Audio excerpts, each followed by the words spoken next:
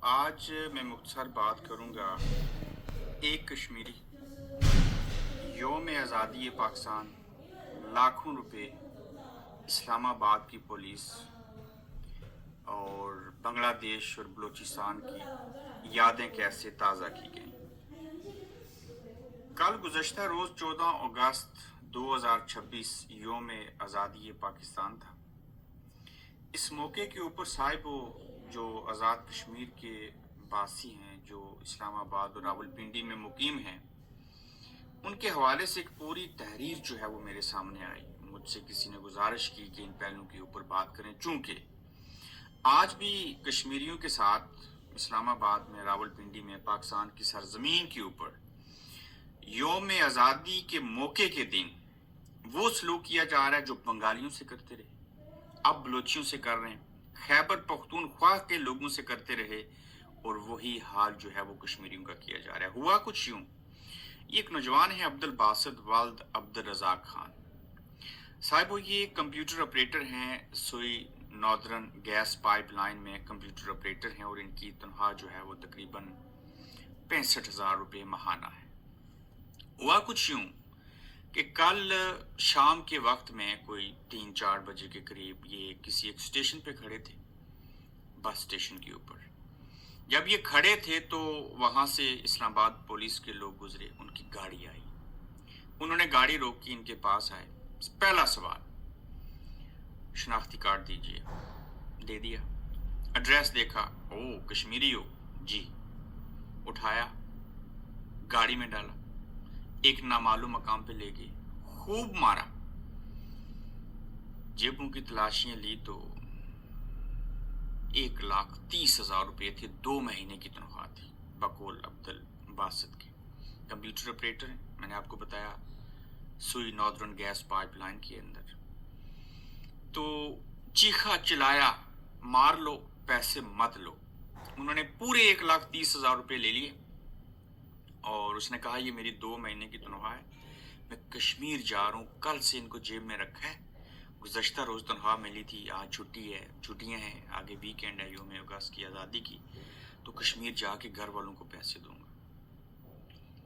उन्होंने और मारा, मारने के बाद छोड़ दिया, और ये कह के और वादा लेके कि ये बात तुम किसी को बताओगे नहीं।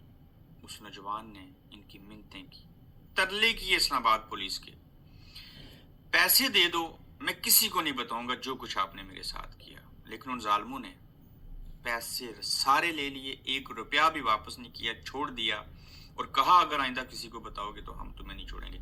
ये है इस्लामी जमहूरिया पाकिस्तान, ये है आपकी आज़ाद कश्मीर के लोगों के साथ मोहब्बत, ये है आज़ादी, ये है योम आज़ादी पाकिस्तान का मौका। लानत हो ऐसी आज़ादियों के ऊपर जिसमें मुल्क के महाफिज पुलिस वाले कश्मीर और नस्ल एक नौजवान को 2 माह की तनख्वाह लेके लाते मुक्के मार के, ये रियासत नहीं, ये बेगैरत लोग हैं और ये खिलवाड़ है। मैं गुस्से में क्यों आता हूँ? मुझे पता है अगर 2 महीने की तनख्वाह मिले, आप काम करें, घर में खाने के लाले पड़े हों, तनख्वाह भी ले लें, जलील करें। अच्छा, सबसे बड़ा नुकता साहिब, मादत के साथ माँ बहन की नंगी और गंदी गालियां दी इस्लामाबाद पुलिस ने।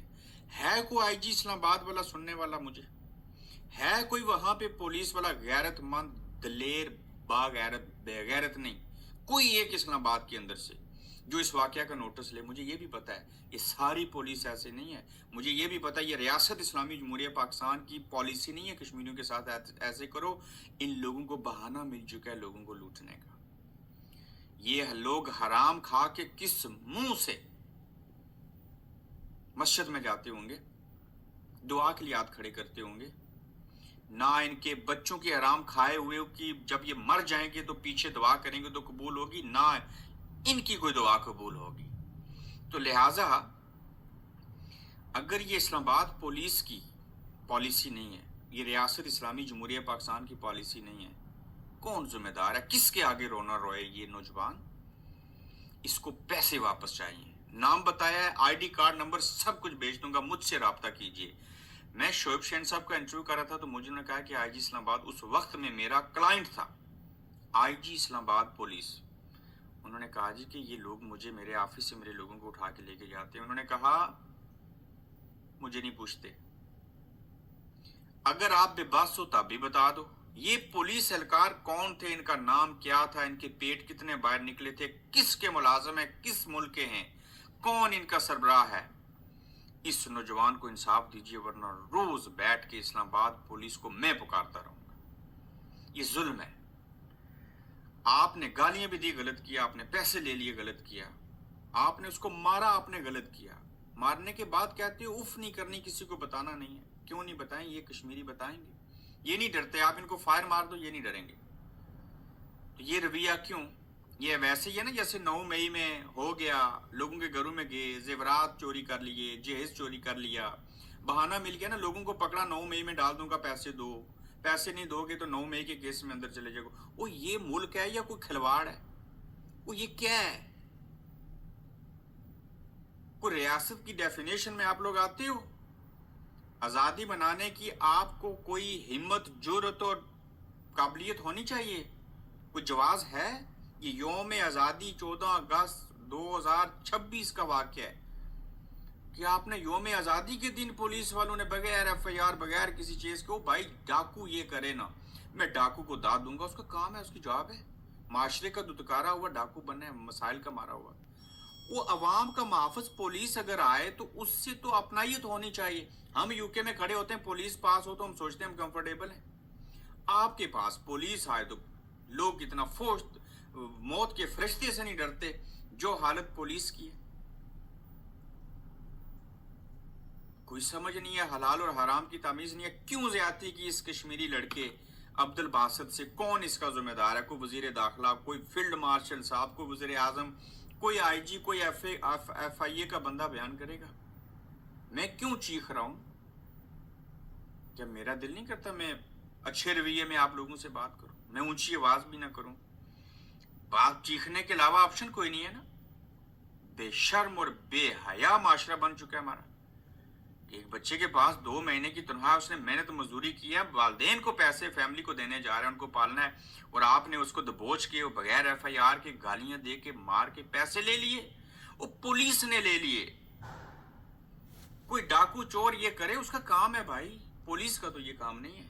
کیوں کیا؟ یہ کیا ہے؟ پھر کہتے ہو کشمیریوں کو نفرت ہے پاکستان سے. اور کیا کریں آپ؟ شکر کریں وہ گالیاں نہیں دے رہے آپ کو. یہ کون سی محبت ہے؟ بات کشمیریت کی نہیں ہے بھائی, پہلے انسانیت ہے, یہ بعد میں مسلمانیت بھی آتی ہے. مذہب بعد میں ہے, پہلے انسانوں کی بات ہوتی ہے. تو انسانوں کے ساتھ کیا سلوک کرتے ہیں آپ؟ کوئی ہے جسٹیفیکیشن آپ لوگوں کے پاس؟ کوئی خدا کا بندہ 25 کروڑ کی عوام میں سے کوئی ہے جو اس کو انصاف دلائے؟ آئندہ بھی تو آپ ایسے کریں گے نا. یہ ظلم ہے, یہ بہت بڑا ظلم ہے. ہم اس بات کا انتظار نہیں کریں گے کہ وہ بددعا دے گا. اللہ اور بندے کے درمیان 7 آسمانوں کا پردہ نہیں ہوتا. جو مظلوم ہوتا ہے اس کی آہا اوپر پہنچتی ہے.